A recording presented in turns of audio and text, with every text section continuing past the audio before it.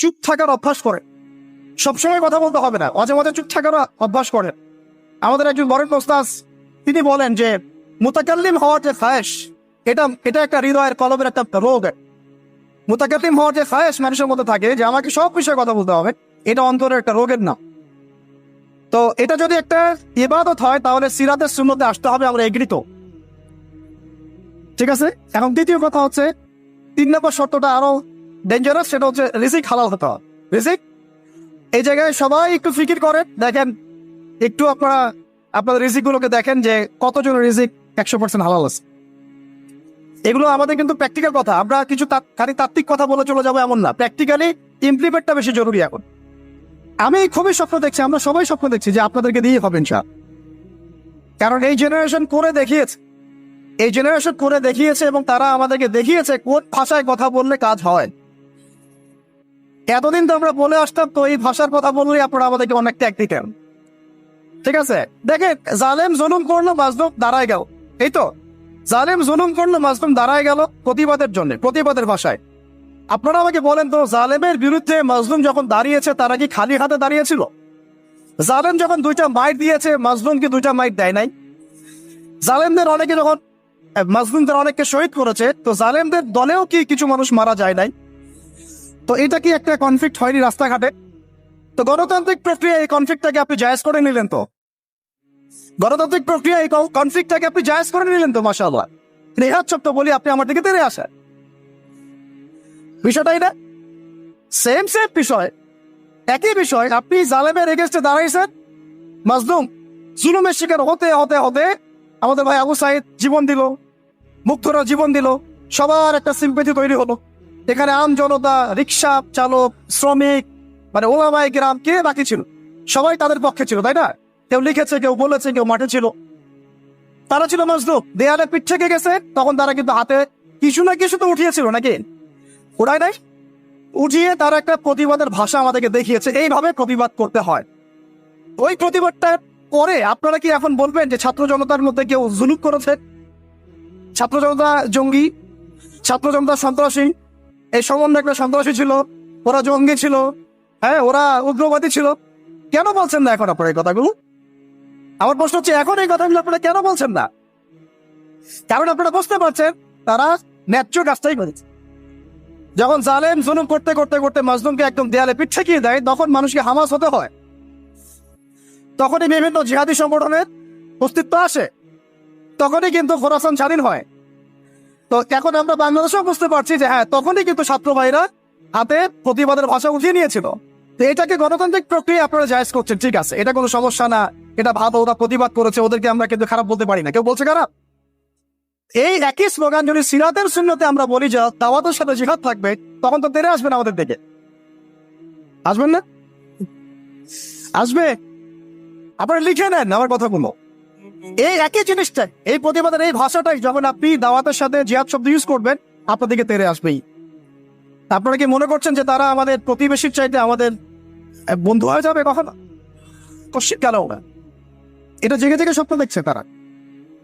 তো আল্লাহ পাক তাদেরকে সহিহ সামাজ দান করে নেন। সবসময় আমরা সবকিছু করবো না, আমরা তো পরিবেশ পরিস্থিতি বুঝে ইনিশিয়েটিভ নিবো, তাই না? কিন্তু সিরাতের কোন অংশকে আপনি বাদ দিতে পারেন না। তো একটা অংশকে বাদ দিয়ে দিবেন, একটা অংশকে নিবেন, দিনের কিছু অংশকে রাখবেন, কিছু অংশকে রাখবেন না, এটা তো ইসলাম ধর্ম। যখন যেটা ইমপ্লিমেন্ট করার অবস্থা সৃষ্টি হবে তখন সেটা করতে হবে, এটাই তো ইসলাম। আর আমরা দেখলাম যে কোন ভাষায় কথা বললে দাবি আদায় করা যায়। আর একটা ভাষা আছে বাংলাদেশে দাবি আদায় করার, কিছু হইলে শাহবাগে চলে যাওয়ার। তো মাঝে মাঝে আমরাও বাসায় একটু মশকরা করি যে তোমার কিছু লাগবে, কেন কিছু লাগলে চলো শাহবাগে যাই, দাঁড়ালেই আমাদেরকে ইয়া দিবে আর কি, মানুষ বাবা দিবে, আমার দিকে জনসমর্থন তৈরি হবে। সাথে এই ব্যাপারটা আমার ক্লিয়ার যে এটা একটা ইবাদত, এটাকে করতে হবে সিরাতের সুন্নতে, তাই তো? আর সিরাতের সুন্নতে করতে গেলে আপনাদেরকে সিরাত করতে হবে কিনা ভাই? আমাকে বলেন যে সিরাতের 40 থেকে 50টা কিতাব আছে এখন, যদি আপনারা ঘুরে দেখেন। আলহামদুলিল্লাহ আমার বাসায় মোটামুটি সবগুলোই আছে, এবং সিরাতের একজন গভীর ছাত্র। সিরাতের 10টা কিতাব কারা কারা পড়েছে? আপনি কমপক্ষে 10টা। আচ্ছা 10টা বেশি বলে ফেলছি, 5টা সিরাতের বই কারা কারা পেয়েছে? মাশাআল্লাহ। একটা পড়েছেন কারা কারা? একটা, অন্তত একটা কিতাবের নাম বলছি, খুব পাতলা একটা কিতাব, সিরাতে খতামুল আম্বিয়া, কয়জন পড়েছে? আর রাহিগুল মাকতুম কয়জন করেছেন, নবী রহমত কয়জন করেছেন, এরকম অনেক কিতাব আছে। সিরাতের বই না পড়লে ভাই তরিকা বোঝা যাবে না। তরিকা সবসময় আপনাকে সবকিছু ধরায় দিতে হবে কেন? আপনি নিজেই বুঝে নেন কোনটা তরিকা, তখন আমি বললে আপনি বুঝে ফেলবেন প্রত্যেকে। এখন আমি খুব সংক্ষেপে আপনাদেরকে বলছি যে দেখেন তরিকাটা কেমন ছিল। নবী সাল্লাল্লাহু আলাইহি ওয়াসাল্লাম, একটু মনোযোগ দেই ভাই, এটা আমার আলোচনার শেষ পার্ট, ঠিক আছে? নবী সাল্লাল্লাহু আলাইহি ওয়াসাল্লাম এমন একটা যুগে ছিলেন যে যুগটা ঠিক আমাদের মতোই, একেবারে হুবাহু না হলে 1920। যেমন উনি এমন একটা যুগে জন্ম নিয়েছিলেন যে যুগটার মধ্যে 5টা মৌলিক সমস্যা ছিল। কয়টা? এবং ওই যুগটাকে আপনারা আইয়ামে জাহিলিয়াত বলে গালি দেন, তাই তো? এবং সেকুলার রামবামরাও বলেন আইয়ামে জাহিলিয়াত। কেন বলি আমরা? কারণ ওই সমাজে শিরক ছিল। কি ছিল? এখন আপনি আপনাকে বলেন এই সমাজের মধ্যে শিরক আছে কিনা? তাহলে আমরা এখনো জাহিলিয়াতের এই মরণ খাবার মধ্যেই কিন্তু আছি। 3 নম্বর ছিল মাদক। বলেন, আপনারাই বলেন, এই মাদক থেকে কি আমরা বেরোতে পেরেছি কিনা? আমরা তো অনেককে দেখি ইফতার করেও সিগারেট টান দেয়। তো আরো বড়, এখন এই অঞ্চলগুলোতে আপনারা তো জানেন ভালো করে আমার চেয়ে মাদকের কি সয়লা। হ্যাঁ, অনেক বড় বড় কোটিপতি শিল্পপতি হয়েছে ইয়াবার ব্যবসা করে। আবার জায়গা তো দেখ, আবার এদিকে হজ করে, উমরাও করে। তো সুদ দেখেন, সুদ, ঘুষ, দুর্নীতি ছাড়া কোন সেক্টরটা টিকে ছিল? ঘুষ ছাড়া কোথায় চাকরি হয়েছে? সুদ ছাড়া কোন ব্যাংকিং সিস্টেম চলে? তাহলে সেই হারাম অর্থনীতি থেকে আমরা তো বের হইতে পারি নাই। আইয়ামে জাহিলিয়াতের মধ্যে আছে এবং মাদকের মানে ভয়াল খাবার মধ্যে আছে। ইয়াং জেনারেশনের বেসিক সমস্যাই মাদক এখন। কারণ তারা একটা সময় পর্যন্ত অন ইসলামিক লাইফ লিড করে, গার্লফ্রেন্ড অ্যাফেয়ার্স, এইটা ওইটা গান বাজনা করতে করতে হতাশ, শেষমেশ মাদক। ওখানে গিয়ে লক্ষ লক্ষ ছেলে বাংলাদেশের মাদকাসক্ত হয়ে আত্মহত্যা করেছে। হয়তো লক্ষ লক্ষ না হবে, পরিসংখ্যানটা কাছাকাছি হোক। তো এই সমস্যাটা থেকে আমরা কিন্তু বের হতে পারি নাই। আরেকটা ছিল জাহিলিয়াতের সমস্যা, নারী জাতির অবমাননা। এটা থেকে কি বের হতে পারছে জাতি? বলেন, নারী জাতির অপেক্ষা। আমাদের একটু আগে এক বোনের কথা আসলো, তাহলে আমাদের বোনটা কি এখনো সেফ? একটা প্রসঙ্গ শব্দ উঠে আসছে না, গুম। এবার আসলে ব্যাপারটা এমনই হয় যে আপনি তো তখন কোনো প্রতিবাদ করতে পারবেন না। একেবারে আতর্কিত হামলার মতো হুট করে 1 মিনিটের মতো উঠাই নিয়ে চলে গেল, কিছুই বলার নাই, কিছুই করার নাই। সাথে সাথে হ্যান্ডকাফ, চোখ বেঁধে ফেলা এবং জোরে জোরে গান ছেড়ে দেয়, যাতে আপনার মাইন্ডটা ফ্রেশ থাকে। মানে আপনি যেন রিল্যাক্স ফিল করেন, ভয় না পান। তো এই যে একটা ভীতিকর অবস্থা, যখন তখন যাকে তাকে উঠাই নিয়ে যাচ্ছে, এখান থেকে তো মেয়েরাও রেহাই পেল না। তখন তাহলে সত্যি কি আমরা আমাদের দিনী বোনদেরকে সিকিউর করতে পেরেছি? ইভেন আমরা তো ভাইদেরকেও সিকিউর করতে পারি নাই। কেন? যেমন উস্তাদ করা হবে বললেন, এরপর থেকে এরকম করতে আসলে হাত ভেঙে দেওয়া, এরপর থেকে এরকম গোপন অভিযান চালাতে আসলে প্রতিবাদ করা হবে চাও। কারণ যদি একজন মানুষ অপরাধ করেই থাকে, আপনি সরাসরি মামলা দায়ের করে তার বিরুদ্ধে ব্যবস্থা নেন। এভাবে হুটহাট করে রাতের অন্ধকারে উঠাই নিয়ে চলে যাবেন, কোথায় রাখবেন কেউ জানবে না, কি খাবে না খাবে তার ঠিক ঠিকানা নাই, লাশ ধোয়া চোখের মধ্যে শুয়ে থাকবে। একটা কোরআন চাইলে কোরআনও দিবেন না পড়তে, একটা কোরআন যদি চাওয়া হয় কোরআনও দিবেন না পড়তে। যখন তখন রিমান্ডে নিয়ে যাবেন। নির্যাতন তো বাদ দিলাম, কারণ আমরা বলতে চাই না, এই কারণে আমরা অনেক ভাইদের কুরবানির যে ইতিহাস শুনেছি, গল্প কারগুজারি শুনেছি, তার বিপরীতে এই বিষয়গুলো নিয়ে আমার ব্যক্তিগতভাবে কথা বলতে লজ্জা লাগে। তাদের এত বড় বড় কুরবানি আছে যে আমরা এগুলো নিয়ে কথা বলতে লজ্জা পাই। ঠিক আছে, তো এতটুকু শুধু ইঙ্গিত দিব যে এগুলোর পিছনে যতটা না রাম বাপ আর নাস্তিক মোর্তাদেরও দায়ী, তার চেয়ে বেশি দায়ী ছিল এক শ্রেণীর দাড়ি টুপিওয়ালা মানুষ। এতটুকু বললাম, আর কিছু বলতে চাই না। কারণ আমরা চাই কিছু আজাদ পরকালের জন্য থাক। আর কথা হচ্ছে, আমরা কিন্তু আমাদের ভাই বোনদেরকে সিকিউর করতে পারছি না। আমাদের ভাইরা এখনো ওই মাদক আর নারী জাতির অবমাননার মধ্যেই থেকে গেছেন। আর এখন বেহায়াপনা, এই আপনার জেনা, ব্যভিচার, পর্নোগ্রাফি, মেয়েদেরকে অনেকে বলেন জীবন্ত তো এখন দাফন করা হয় না। আমি বলি মেয়েদেরকে এখনো গর্ভে মেরে ফেলা হয়। মেয়েদের প্রতি এখনো সমাজ সেইভাবে সাম্য প্রদর্শন করছে না। অনেক আমাদের মতো মানুষ অনেকে মেয়ে সন্তান হলে মুখটা কালো করে ফেলছে। এগুলো তো ইসলামের শিক্ষা না। তো মেয়েদেরকে অবমাননার জায়গা থেকে বের করতে হবে। তাদের যে শান্তি আর কামিয়াবি, এটা এই সকল পশ্চিমা সভ্যতার এই দর্শনগুলোর মধ্যে নাই। তাদের শান্তি কামিয়াবি আছে শুধুমাত্র কোরআন এবং হাদিসের মধ্যে। এই মেসেজটা আমাদের বোনদেরকে পৌঁছাতে হবে ইনশাআল্লাহ। এবং আমাদের বোনটা কিন্তু অনেক ইমানদার, অনেক শক্ত, যারা ইসলামের পথে ফিরে আসে না, আমরা কিছুটা দেখেছি দূর থেকে, তারা মাশাআল্লাহ অনেক শক্ত মুমিনা হয়, তার ধার কাছে হয়তো আমরা যেতে পারি না, জানেন। এইরকম আপনারা, আমি রিকোয়েস্ট করি আপনাদেরকে যে আপনারা তো বিয়ে শাদী করবেন, শুধু দিনদারিতাকে প্রাধান্য দিয়ে বিয়ে করেন নি, অন্য বিষয়গুলো টেম্পোরারি, আপেক্ষিক, একে হাস দিলে তো করলাম, ঠিক আছে। দিনই বোনদেরকে দিনদারিতার ভিত্তিতে আপনারা আপনাদের সহধর্মিনী বানান, অন্য কোনো বিষয় দেখতে যায়। হ্যাঁ, থাকলে তো আলহামদুলিল্লাহ ভালো, কিন্তু এটা সবচেয়ে বেশি জরুরি বিষয়। সবচেয়ে বেশি জরুরি বিষয় দিনদারিতা, পরহেজগারিতা, ঈমান। আল্লাহ পাক আপনাদেরকে সেই রকম মুমিনা নারী আপনাদের তাকদির আল্লাহ পাক নসিব করে নেয়। এরকম মুমিনা নারী পাইলে দেখবেন যে একাই সারা দেশ কাঁপায় ফেলবেন। চাও ইতিহাস আছে এগুলোর, আছে তো নাকি? একটু প্রশংসা করলাম, যদি লাইভে দেখে বাসায় গিয়ে ভালো খাওয়া দাওয়া দিবে আর কি। মাঝে মাঝে তো না খেয়ে বেরোইতে হয়, ঠিক আছে। বড় মুশকিল ভাই, এখন আপনারা ঢুকে নাকি এই লাইফে, তারপর বুঝবেন ইনশাআল্লাহ, ঠিক আছে। আল্লাহ পাক আপনাদের সবার যেন একটা সালামতির জিন্দগি দান করে। কিন্তু নারীর অবমাননার ওই জাহিলিয়াত থেকে কিন্তু আমরা বের হইতে পারি না। আর একটা হচ্ছে, এটা আরো মারাত্মক, গোত্রীয় হানাহানি ছিল প্রকট আইয়ামে জাহিলিয়াত, ছিল না? গোত্রীয় হানাহানি একদম প্রকট আকারে ধারণ করা ছিল আইয়ামে জাহিলিয়াতে। আমাকে বলেন, এইটা এখনকার বিশ্বে বা দেশে কি বাদ হয়েছে কিনা? এখন এটা পলিটিক্যাল হানাহানিতে রূপ নেয় নাই, বৈশ্বিক হানাহানিতে রূপ নিছে না? তাহলে ওই যুগে, যে যুগে নবী সাল্লাল্লাহু আলাইহি ওয়াসাল্লামকে আল্লাহ পাক পাঠিয়েছেন, সেই যুগে যে জাহিলিয়াত গুলো ছিল, এখন গ্লোবাল পার্সপেক্টিভে এই জাহিলিয়াত গুলো এখনো আছে, বরং তার চেয়ে আরো বড় মাত্রায় আছে। তখন সুদ ছিল একটা নির্দিষ্ট জায়গায়, এখন ওয়ার্ল্ড ওয়াইড। তখন আপনার জেনা ছিল একটা নির্দিষ্ট জায়গায়, নির্দিষ্ট পরিসরে, এখন পর্নোগ্রাফি দিয়ে একেবারে ফোনে ফোনে। এই ফোনের ওজন কম, কিন্তু কিয়ামতের মাঠে এর ওজন বোঝানো খুব কঠিন হবে। এই ফোনের ওজনটা কম, কিন্তু কিয়ামতের মাঠে এই ফোনের গুনাহের জবাব দেওয়ার যে বিচার, এটা অনেক কঠিন হবে। আল্লাহ পাক আমাদেরকে তাকওয়া অবলম্বন করার তৌফিক দান করে। বিনা প্রয়োজনে ইউজ করবেন, আপনার যতটুকু প্রয়োজন এতটুকু। এখন এই জাহেলিয়াতের সমাজে আল্লাহ পাক এমন একজন মহামানবকে পাঠালেন, একটু কনসেন্ট্রেট করেন, এমন একজন মহামানবকে আল্লাহ পাক এই জাহেলিয়াতের সমাজে পাঠালেন, আইয়ামে জাহেলিয়াতে, মানে আবু জেহেলের যুগে, যিনি মাত্র 23 বছরের ব্যবধানে, কত বছর?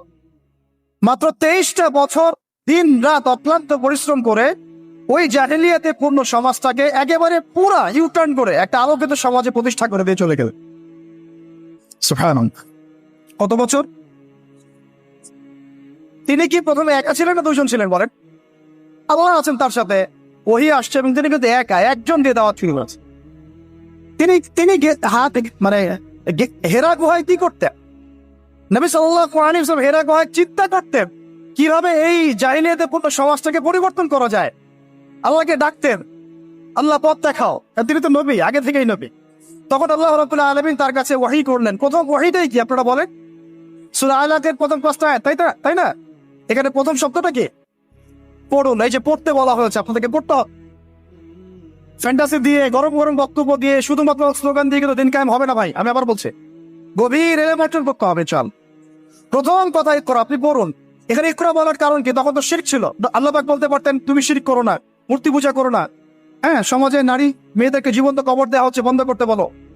কোনো কথা আল্লাহ পাক আগে বলেন নাই, বলেছেন ইকরা বিসমি রাব্বিকাল্লাযী খালাক, পড়ুন আপনার সেই রবের নামে যিনি আপনাকে সৃষ্টি করেছে। তার মানে যে জ্ঞান আপনাকে আল্লাহর দিকে নিয়ে যায় সেটাই জ্ঞান, আর যেটা আল্লাহ থেকে দূরে সরায় সেটা কি? তাহলে জাহালাত, জাহিলিয়া।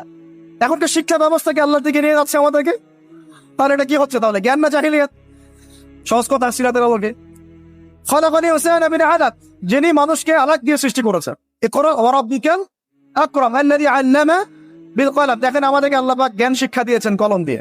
ওয়া আল্লামা আদম আসমা কুল্লাহা, আল্লাহ পাক আদম আলাইহিস সালামকে সমস্ত নাম শিক্ষা দিয়েছেন। আমরা সৃষ্টিগতভাবে জ্ঞানী ছিলাম না, আল্লাহ আমাদেরকে জ্ঞান দান করেছেন। সুবহান।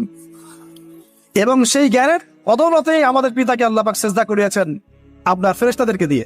সুবহানাল্লাহ। আমরা তার সন্তান। আমাদের আব্বাজানকে, মানে আদম আলাইহিস সালামকে আল্লাহ পাক বলেছেন খলিফা। আল্লাহ পাক বলেন নাই যে আমি পৃথিবীতে ইন্নী জাইলুন ফিল আরদি খলিফা, এটা আল্লাহ পাক বলেছেন। আল্লাহ পাক এটা বলেন নাই আমি পৃথিবীতে মানুষ পাঠাতে চাই, পৃথিবীতে আমি নতুন কোন প্রাণী বা মাখলুক পাঠাতে চাই, এমনটা আল্লাহ পাক বলেন না। আল্লাহ বলছেন আমাদের পিতাকে খলিফা, খলিফা মানে যিনি জমিনে আল্লাহর বিধান প্রতিষ্ঠা করেন। ঠিক যেমন দাউদ আলাইহিস সালামকে আল্লাহ পাক বলেছেন, ইয়া দাউদ ইন্না জাআলনাকা খলিফাতান ফিল আরদ ফাহকুম বাইনান নাসি বিল হক ওয়া লা তাত্তাবি'ল হাওয়া ইউদিল্লাকা আন সাবিলিল্লাহ। হে দাউদ, আমি তোমাকে পৃথিবীতে আমার খলিফা করেছি, তোমার কাজ পৃথিবীতে ইনসাফ প্রতিষ্ঠা করা, হক প্রতিষ্ঠা করা। হকের মানদণ্ড কি? আল্লাহ পাকের ওহী, আল্লাহর ওহী দিয়ে তুমি মানুষের মাঝে বিচার ফয়সালা করবা, এটাই হলো হক প্রতিষ্ঠা করা। যদি না করো, প্রবৃত্তির তাড়না অনুসরণ করো, মানে মানব রচিত বিধান অনুসরণ করো, তাহলে ইউদিল্লাকা আন সাবিলিল্লাহ, আল্লাহর রাস্তা থেকে এটা তোমাকে সরাই দিয়ে যাও। বলেন, আমরা এখন খলিফা শব্দটাই ভুলে গেছি, আর খলিফা থেকে যে খিলাফা আসছে এই শব্দ বলতেও ভয় পাচ্ছে।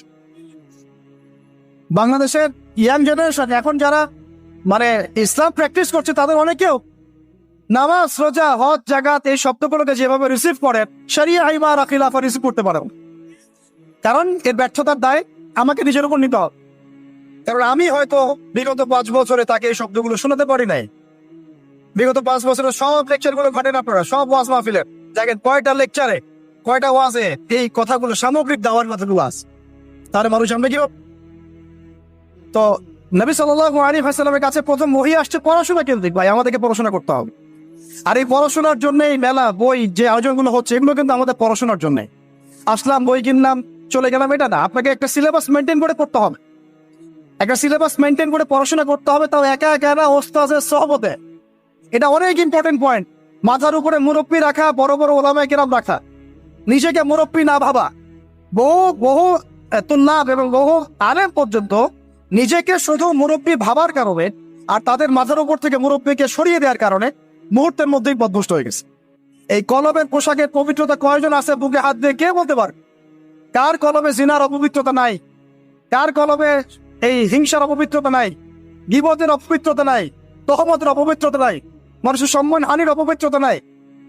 ইভেন আমরা যারা অনেক সময় দিনের রিপ্রেজেন্টেটিভ হয়ে আছে, তাদেরও কলম দূষিত হয়ে আছে অনেক সময়। থাকা স্বাভাবিক, কারণ আমরা তো ওই বরেণ্য ওলামা ইকরামদের সহবতে কম যাচ্ছি। নিজেকে মুফতি মনে করছি, আমি নিজেকে মানে আমির মনে করা শুরু করছি, তখন তো সমস্যা। তো আরেকটা কথা এখানে আছে যে যত অনর্থক কথা আর কাজ আছে, এটাকে আপনি এড়িয়ে চল। বলেন তো, এটা আমরা আমল করতে পারছি? অনর্থক কথার কাজ আমরা এড়িয়ে চলতে পারি? আমরা সবাই, অলমোস্ট এভরিবডি, আমাদের জীবনের বেশিরভাগ সময় নষ্ট করতেছি অনর্থক কথার কাজ। ওই সময়টুকু পড়লেও কাজ হতো, তেলাওয়াত করলে কাজ হতো, ওস্তাদের বয়ান শুনলে কাজ হতো, ইত্যাদি। এখন এই ওহীগুলো আসার পরে আমাদের নবী সাল্লাল্লাহু আলাইহি ওয়াসাল্লাম আর বসে থাকলেন না দাঁড়িয়ে গেলেন? এই যে তিনি দাঁড়িয়ে গেলেন, একদম 23 বছর, মানে অনবরত দিন রাত। এটাকে আপনি 2 ভাগে ভাগ করে ফেলতে পারেন, একটা মাক্কি যুগ, একটা মাদানী। মাক্কি যুগ কত বছর ছিল? 13 বছর। মাদানী অ্যাপ্রক্সিমেটলি 10 বছর। এই মাক্কি যুগটাকে আপনি আবার 2-3টা ভাগে ভাগ করতে পারেন। একটা ভাগ হচ্ছে প্রথম 3 বছর নবী সাল্লাল্লাহু আলাইহি ওয়াসাল্লাম গোপনে গোপনে দাওয়াত দিয়েছে। কত বছর? আমাদের সমাজে কিন্তু ওই প্রেক্ষাপটটা এখন আর নাই, কারণ দাওয়াতটা প্রচার হয়ে গেছে মাশাআল্লাহ। প্রথম 3 বছর তিনি কিন্তু ইন্ডিভিজুয়ালি দাওয়াত দিয়েছেন। আবু বকর সিদ্দিক দাওয়াত কবুল করেছেন, খাদিজা রাদিয়াল্লাহু আনহা, আলী ইবনে আবি তালিব, যায়েদ ইবনে হারেসা, আব্দুল্লাহ বিন মাসউদ, তারপর বেলাল ইবনে রাবাহ, তারপরে বলেন উসমান বিন আফফান, তালহা রাদিয়াল্লাহু আনহু, জুবাইর বিন আওয়াম। এই যে বরেণ্য সাহাবায়ে কেরাম যারা বদর, উহুদ, খন্দক কাঁপিয়ে দিয়েছেন, পরে তারা ইসলাম কবুল করেছেন কখন? এই প্রথম 3-4 বছর। তাহলে আমাদেরকে কিন্তু মানুষ তৈরি করতে হবে। সিরাতের শিক্ষা কি? মানুষ তৈরি করতে হবে। এবং এই দাওয়াতটা কি মুসলিম সমাজে হচ্ছিল না অমুসলিম সমাজে হচ্ছিল? বলেন। তাহলে আমরা কিন্তু ইসলামের কথা বলছি, অমুসলিম সমাজে আমরা দাওয়াত দিচ্ছি কতটুকু, এটা ভাবতে হবে না? অমুসলিম থেকে কি আমরা ঠিক মতো দাওয়াত দিচ্ছি?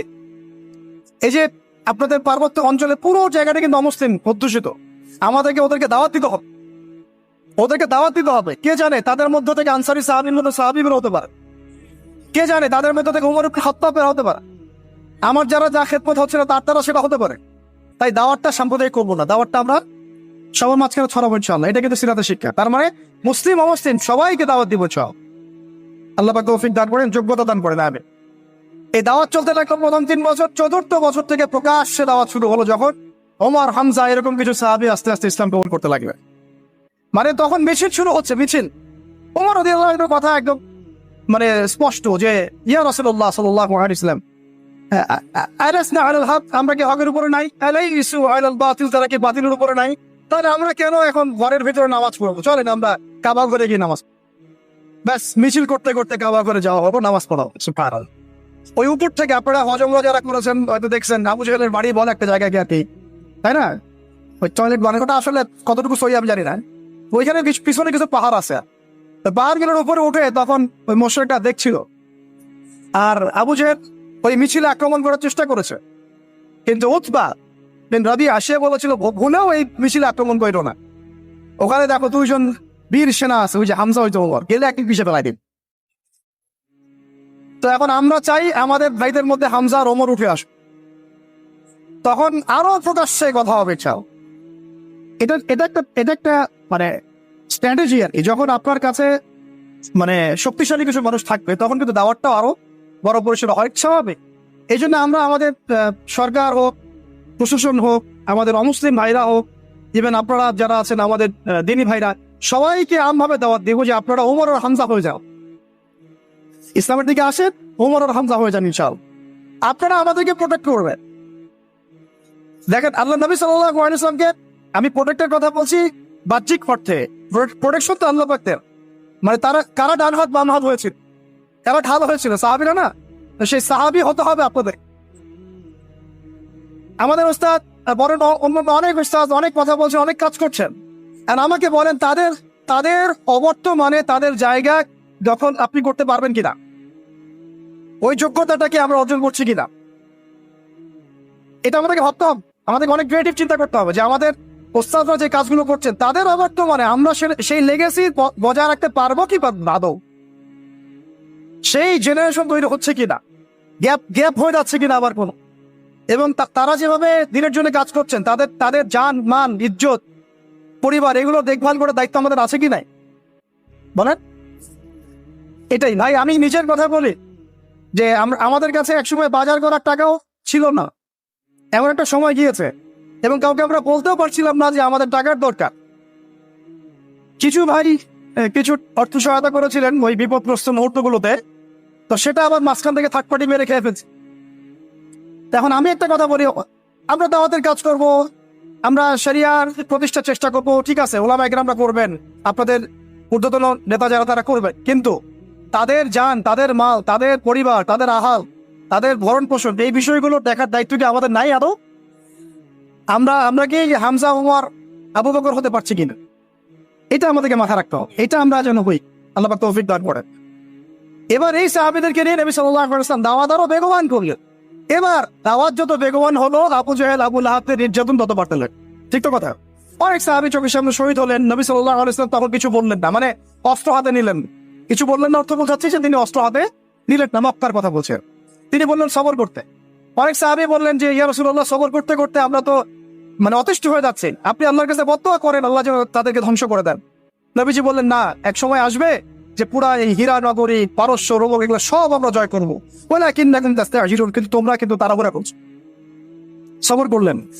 আবু জাহেল সুমাইয়া রাদিয়াল্লাহু আনহাকে বর্ষা নিক্ষেপ করে হত্যা করে নাই, ইয়াসির রাদিয়াল্লাহু আনহুকে হত্যা করে নাই, এরকম অনেক বেলাল রাদিয়াল্লাহু আনহুকে তপ্ত বালুতে পিটানো হয় নাই, অনেক ঘটনা ঘটেছে। তখন কিন্তু আমরা ওই অ্যাপ্রোচ নিতে পারি নাই, বা ওই আদেশটা আমাদের আল্লাহর পক্ষ থেকে আসে নাই যে আমরা ওদের সাথে ওই ভাষায় কথা বলবো যে ভাষা ওরা কথা বলছে।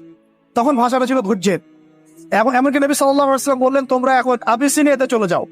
আবিসিনিয়াতে একজন কি আছে, একজন খ্রিস্টান শাসক আছে, যার রাজ্যে কেউ জুলুমের শিকার হয় না। সুবহানাল্লাহ। দেখেন, একজন খ্রিস্টান শাসক সম্পর্কে নবী সাল্লাল্লাহু আলাইহি ওয়াসাল্লাম মন্তব্য করলেন তার রাজ্যে কেউ জুলুমের শিকার হয় না।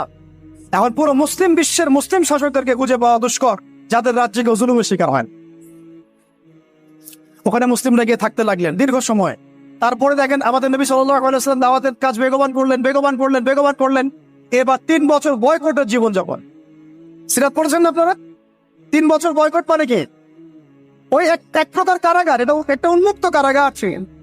শিয়ারে আবু তালেব বলে, শিয়ারে আবু তালেব মানে ওখানে না আছে খাবার না পানি, গাছের ছাল পাতা খেয়ে সাহাবীরা 3 বছর থেকেছে। সুবহানাল্লাহ, 3টা বছর। তখন দেখেন কিছু অমুসলিম মানুষ আমাদেরকে হেল্প করেছেন, যেমন আবু তালেব, তিনি কিন্তু তখন মুসলিম হন নাই, কিন্তু হেল্প করেছেন আমাদের। এত হেল্প করেছেন যেটা হয়তো আপনি কেউ করতে পারেন ইসলামকে। চাচা আবু তালেব মুসলিম না হয়ে ইসলামকে যে পরিমাণ হেল্প করেছেন, সহযোগিতা করেছেন, নিরাপত্তার চেষ্টা করেছেন, ওটা কিন্তু আমরাও করতে পারি। শেষ পর্যন্ত তারপরেও তিনি জান্নাতে যেতে পারছেন না। সুবহানাল্লাহ। কেন? কেন বলেন? শুধুমাত্র শেষ পর্যন্ত কালিমা না পড়া। তাহলে আমরা কি একটু কৃতজ্ঞ হব না যে আল্লাহ পাক আমাদেরকে মুসলিম পরিবারে আমাদেরকে জিজ্ঞাসা না করেই জন্ম দিয়েছেন? একটু ভাবতে হবে এগুলা ভাই। আত্মসমালোচনা খুব জরুরি জিনিস। যখন এগুলো আপনার ভিতরে চলে আসবে, কাজের কথা আপনাকে বলতে হবে না, আপনি নিজেই ছুটবেন ইনশাল। তো দেখুন, চাচা আবু তালেবের মতো অনেক মানুষ আমাদের দরকার, এটা কিন্তু ইঙ্গিত এসেছে লেকচারের মধ্যে, এর আগে ওস্তাদ বলেছে। তো আমাদেরকে এই ধরনের মানুষদেরকে দাওয়াত দিতে হবে। কে জানে যে ভিতরে ভিতরে অনেক আবু তালেব অলরেডি আছে, আমাদেরকে হেল্প করতে চায়, থাকতে পারে না? দাওয়াত বেগমন করতে হবে, সর্বমহলে দাওয়াত। আল্লাহ পাক বোঝার তৌফিক দান করে। আপনারা তো দিন কায়েম করতে চান, তাই না? কার হাতে বায়াত করেছে? হ্যাঁ, মুরব্বী কে আপনার? প্রশ্ন আছে অনেক। জামাই মারার কথা বলছি না আমরা? এখানে অনেক চিহ্ন আছে। এখানে আমি এটা ফিকহি মাসালা যেতে যাচ্ছি না, যেটা কতটুকু জায়েজ না জায়েজ বা ফরজ ওয়াজিব সুন্নাত মুস্তাহাব, এটা না। দেখেন, আমরা দাড়ি কেউ কেটে ফেলি না, পেটে। হ্যাঁ, আমরা কি দস্তরখানা ছাড়া খাওয়া দাওয়া করি? কেউ করি না, কিন্তু মেসওয়াক সবাই করি। তো এখন আপনি এত এত গুরুত্বের সাথে মেসওয়াক করেন কেন? এত গুরুত্বের সাথে আপনি সুন্নাহগুলো রাখেন কেন? দস্তরখানার ব্যাপারে এত আপনি কেন গুরুত্ব দেন কেন? কারণ প্রত্যেকটা সুন্নাহ আপনি আমল করতে চান, তাই না? দেখেন, কোন সাহাবী নবী সাল্লাল্লাহু আলাইহি ওয়াসাল্লামের হাতে বায়াত ছাড়া দিন কবুল করেন নাই, কোন সারিয়াও বায়াত ছাড়া হয় নাই, কোন জিহাদও বায়াত ছাড়া হয় নাই, এবং ইমানও ছাড়া রাষ্ট্র হয় নাই। অনেক ব্যাপার আছে, এগুলো আপনাদেরকে আস্তে আস্তে বুঝতে হবে। আমি জানি এগুলো একটু মানে টার্ম বলে একটু কঠিন, আস্তে আস্তে আপনারা এগুলো বুঝবেন ইনশাআল্লাহ। আল্লাহ পাক আপনাদেরকে বোঝার তৌফিক দান করেন। দেখেন, ওই বিষয়টা না থাকলে, আল্লাহকে সাক্ষী রেখে যখন সাহাবীরা নবী সাল্লাল্লাহু আলাইহি ওয়াসাল্লামের হাতে হাত রেখে বায়াত করেছেন যে আপনি মদিনায় আসেন, আমরা যেভাবে আমাদের স্ত্রী সন্তানদেরকে নিরাপত্তা দেই, আপনাকেও দিব, আপনার সাহাবীদেরকেও দিব। তারপরে নবীজি বলেছেন যে যদি তোমরা না পারো তাহলে আগেই বলে দাও, ঠিক আছে? এটা যদি না পারো আগেই বলে দাও। তারা বলেছেন যে আমরা আমাদের জান মাল দিয়ে আপনাকে এইভাবে প্রোটেকশন দিব, যেভাবে আমরা আমাদের স্ত্রী সন্তানদেরকে প্রোটেকশন দিয়ে থাকি, নিরাপত্তা দিয়ে থাকে। শুধু একটা প্রশ্ন তারা করেছিলেন যে আমরা যদি এই কাজটা করি, আপনাকে এইভাবে, আপনি হিজরত করে আসেন, সাহাবীরা হিজরত করে আসে, তাদেরকে নিরাপত্তা দেই, তাহলে আমরা কি পাবো? আমরা, নবীজি বলেছেন আল জান্নাহ, তোমরা জান্নাত পাবে। তাহলে এটার উদ্দেশ্যটাও বোঝেন। দুনিয়াবি কোনো স্বার্থ তাদের ছিল, না। এমনকি মক্কা বিজয়ের পরেও যখন ওই যে হুনাইনের যুদ্ধ হলো, তখন কিছু গনিমত নবী সাল্লাল্লাহু আলাইহি ওয়াসাল্লাম বেশি বেশি দিচ্ছেন নতুন ইসলাম কবুলকারীদেরকে। আনসারী সাহাবীরা একটু চুপচাপ। তো নবীজি গিয়ে বলছেন, হ্যাঁ আমার আনসারী সাহাবীরা, তোমরা কি মনে কষ্ট পেয়েছো? আরে আমি তোমাদের, তোমরা আমার। তোমরা মনে কষ্ট পাচ্ছ কেন? আমি তোমাদের, তোমরা আমার। তারপরে তাদের সব কষ্ট দূর হয়ে গেল। দেখেন, তারা কিন্তু এই জান্নাতের তখনই ওই আয়াত নাযিল হয়েছে, ইন্নাল্লাহা আশতারা মিনাল মুমিনিনা আনফুসাহুম ওয়া আমওয়ালাহুম বিআন্না লাহুমুল জান্নাহ। এই যে আয়াতগুলো, তখন কিন্তু এগুলো সারা নজুল আছে। তো এখন এরপরে নবী সাল্লাল্লাহু আলাইহি ওয়াসাল্লাম চলে গেলেন মদিনায়। প্রিয় ভাইরা, এবার বুঝেন, এখন আমরা আর দুর্বল নাই। মদিনায় সব সাহাবীরা একসাথে চলে গেলেন, এক জায়গায় সবাই থাকলাম। তার মানে আমার একটা ভৌগোলিক জায়গা দরকার। কি দরকার? এটা আল্লাহ পাক আমাদেরকে বাংলার জমিন দিয়েছেন, ঠিক আছে? আমরা তো বাংলার জমিনে আছি, বাইরে চিন্তা করার সুযোগ আমাদের এখন হচ্ছে না। তো জায়গা দরকার আগে, তাই না? এবং সবাই একটা জায়গায় থাকতে হবে, তাই তো?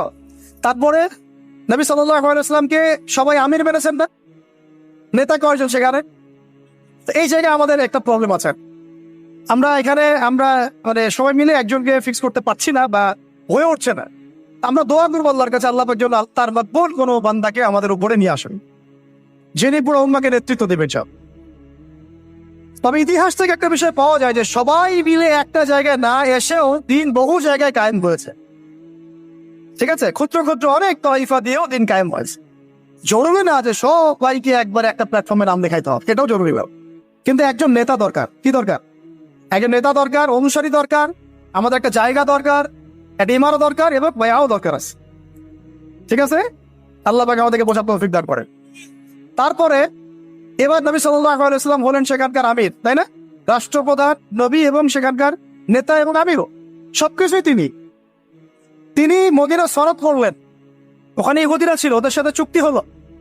ধারাগুলো পড়ে নিয়ে আজকে সিরাতের বই না কিনে কেউ বাড়িতে যাবেন।